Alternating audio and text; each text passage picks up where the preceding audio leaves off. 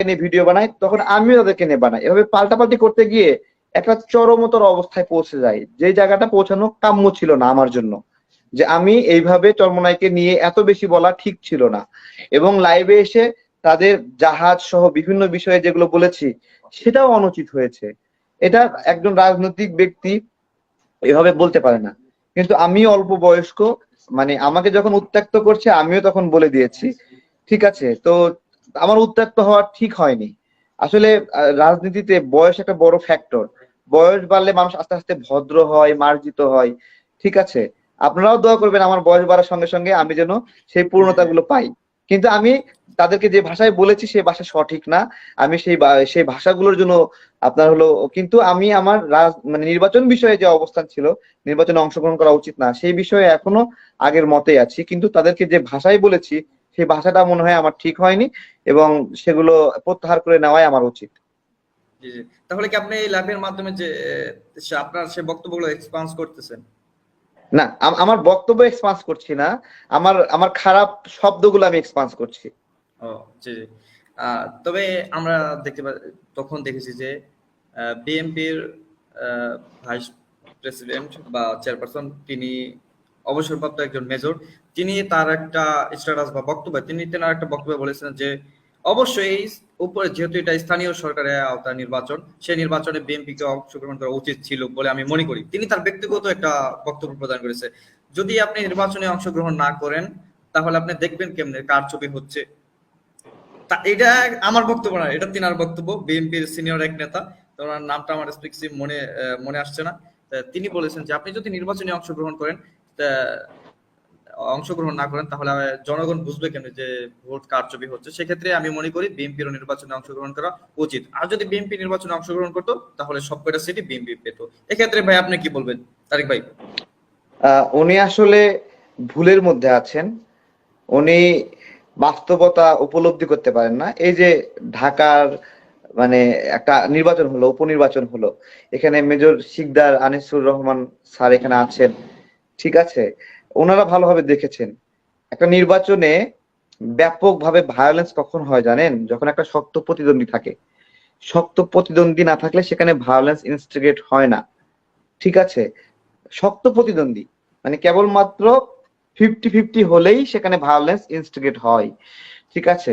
তো BNP officially বিভিন্ন নির্বাচনে অংশগ্রহণ করে না বলে আওয়ামী লীগের প্রকৃত রূপটা আসলে দেখা যায় না, ঠিক আছে?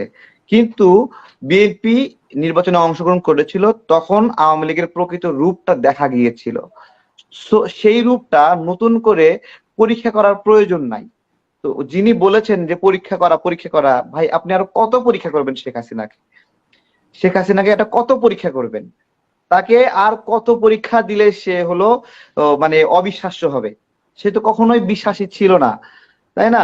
এই যে উপনির্বাচনটা হলো, এইখানে দেখেন একটা উপনির্বাচন, এই নির্বাচনে আওয়ামী লীগ হারলেও আওয়ামী লীগের কিছু যায় আসে না, ঠিক আছে? কোনো কিছু যায় আসে না, কিন্তু এই নির্বাচনটাকেও তাদেরকে মানে ম্যানিপুলেট করে জিততেই হবে। এই জন্য মানে হিরো আলম আমাদের ভাই, সে তাকে কিভাবে হেনস্থা করলো, মারলো, মানে এত কিছু তো প্রয়োজন ছিল না। দেখুন, আমরা যে ভোটার গুলো দেখছি গুলশান এলাকায় নির্বাচনের জন্য, মানে ওই ভোটার গুলোকে দেখলে গুলশানের বাসিন্দা মনে হয় না, ঠিক আছে? মনে হচ্ছে কোথা থেকে যেন ভাড়া করে এনেছে, কই থেকে যেন এনেছে, কাউকে মানে চেনা মুখ মনে হয় না যে এরা কই থেকে আসে, এরা কবে গুলশানের বাসিন্দা ছিল। এবং প্রত্যেকটা কেন্দ্রে কেন্দ্রে বিপুল পরিমাণ লোক আনছে, এদের খুব মানে 5%ও গুলশানের বাসিন্দা হওয়ার কথা নয়। বিভিন্ন জায়গা থেকে গুলশানের লোকেরা আওয়ামী লীগের হয়ে পিকেটিং করবে, এটা অবিশ্বাস্য। আমার আমার কাছে মনে হয় এটা অবিশ্বাস্য, কিন্তু এই জায়গাটাতেও সে করছে। এখন যদি মানে কেউ একজন বলে যে আওয়ামী লীগকে তাহলে পরীক্ষা করে কি হবে, 2022 সালে রিপোর্ট বের হলো, 2021-এ আওয়ামী লীগ যে স্থানীয় সরকার নির্বাচন করেছে সবচেয়ে ভায়োলেন্স হয়েছে, সবচেয়ে ভায়োলেন্স হয়েছে। তা ওই 2022-এর রিপোর্ট 23 সালে এসে যথেষ্ট নয়? যথেষ্ট নয় কি? তা এবং দেখেন, বাংলাদেশের বিভিন্ন রাজনৈতিক এবং প্রশাসনিক সিদ্ধান্তের ক্ষেত্রে বিভিন্ন রাজনৈতিক ব্যক্তিত্ব দেশের বড় বড় ক্ষতি করেছেন বিভিন্ন সময়।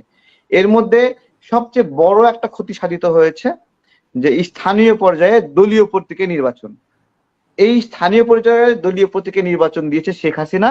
এই নির্বাচনটা দিয়ে তিনি পাড়া মহল্লায় মানুষগুলোকে আওয়ামী লীগ, বিএনপি, জাতীয় পার্টি এভাবে বিভিন্ন ভাগে বিভক্ত করেছেন। অথচ এই লোকগুলো পাশাপাশি বন্ধুর মতো ছিল, তাদেরকে দলীয়ভাবে ভাগ করে ফেলেছেন। এখন রেশন কার্ড দিতে গেলে ভাগ করা হয়, এখন বিভিন্ন ভাতা দিতে গেলে ভাগ করা হয়, কার্ড দিতে গেলে ভাগ করা হয়। এইভাবে আমাদের প্রান্তিক পর্যায়ে জনগণকে ভাগ করেছে। বাংলাদেশের এত বড় ক্ষতি পূর্বে কোনো রাজনৈতিক ব্যক্তিত্ব এইভাবে সিদ্ধান্ত নিয়ে কখনোই করেনি। উনি এটা কেন করেছে? উনি প্রান্তিক পর্যায়ে পর্যন্ত উনি এককভাবে আওয়ামী লীগের লোককে ফ্যাসিলিটি দিতে উনি এটা করেছেন। এবং বাংলাদেশের সবচেয়ে বড় রাজনৈতিক ক্ষতি এই দলীয় প্রতীকে নির্বাচন। এর ফলে প্রচুর পরিমাণে মানুষ খুন হয়, এর প্রচুর পরিমাণে ভায়োলেন্স হয়, এবং এলাকাবাসীর মধ্যে সামাজিক ও রাজনৈতিক অস্থিরতা বিরাজ করে এবং সামাজিক অশান্তি প্রমোট হয়। এই ক্ষতির মাধ্যমে মানে যদি আওয়ামী লীগ কখনো চলে যায়, তাহলে যারা ক্ষমতায় আসবে তাদের খুব দ্রুত উচিত এই ফালতু সিস্টেম দ্রুত বন্ধ করা।